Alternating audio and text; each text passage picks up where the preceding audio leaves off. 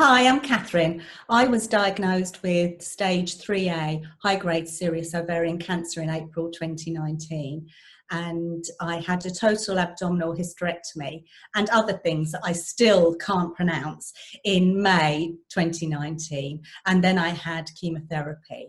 I'm now NED, no evidence of disease. So I'll tell you a little bit about my story very quickly, because raising awareness of the symptoms of ovarian cancer is really important, especially as there's no screening program yet. I was going for a big night out. So of course, big nights out mean waxing. So I went, got some waxing, and when I was on the table, I turned over onto my tummy and I had a real pain on my left-hand side. And I looked down and I really noticed quite a bulge that I hadn't even noticed it before. So after that, the next couple of weeks were really quite a blur. My health deteriorated significantly.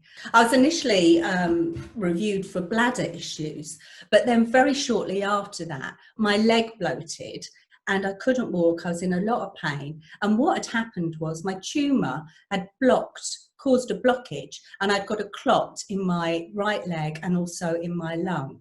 So my kidneys weren't functioning properly. So I had to be taken into hospital and my kidneys were drained.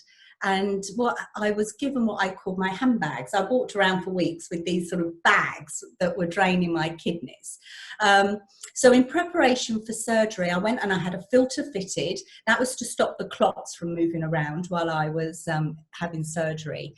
And I had stents inserted for my kidneys. So I didn't have the bags for the operation.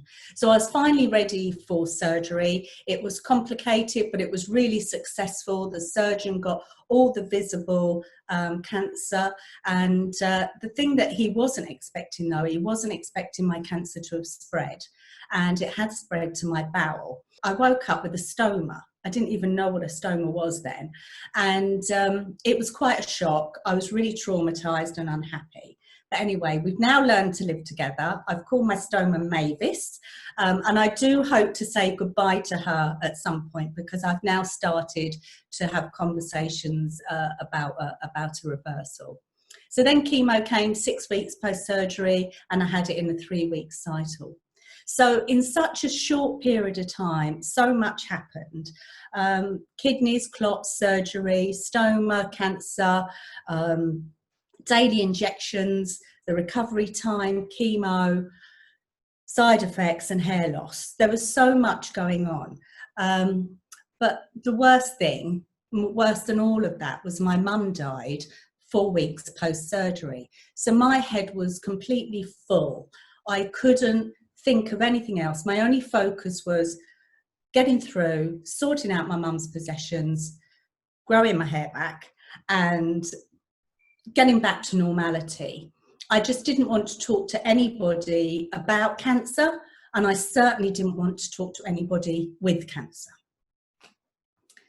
So it was only towards the end of my chemo that I thought, hang on, I don't really know much about ovarian cancer, certainly don't know about the treatments. And I was in the hospital and everybody else knew so much, all about their cancers, what was going on.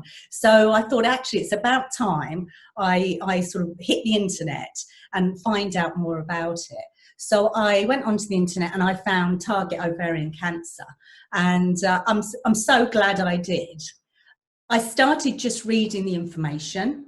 Then I started to see what other things were going on, and saw that they have information sessions and support sessions, and I think they've also got a nurse-led helpline. I joined the Zoom yoga, and that is brilliant. I love that. It's great fun, and it's also very relaxing. And there's also a tea and a chat session. And I've realised now that I really would have benefited from going and looking at these sessions beforehand. You know, we don't talk about cancer all the time, but if we do need to talk about cancer, I know that it's within a safe and supportive environment. So the thing I've particularly enjoyed, though, is the Ask the Expert sessions. We get leading oncologists, They come and talk to us, tell us about the advances in ovarian cancer treatment, and we get to ask questions. So these have really helped me because they've enabled me to ask better questions, more informed questions of my cancer support team. So really to finish, you know, during my diagnosis, there was no talk of any support that was specifically for ovarian cancer. So I'm really pleased that Target Ovarian Cancer are creating a new group that will continue to support women, but also to support our family and our friends.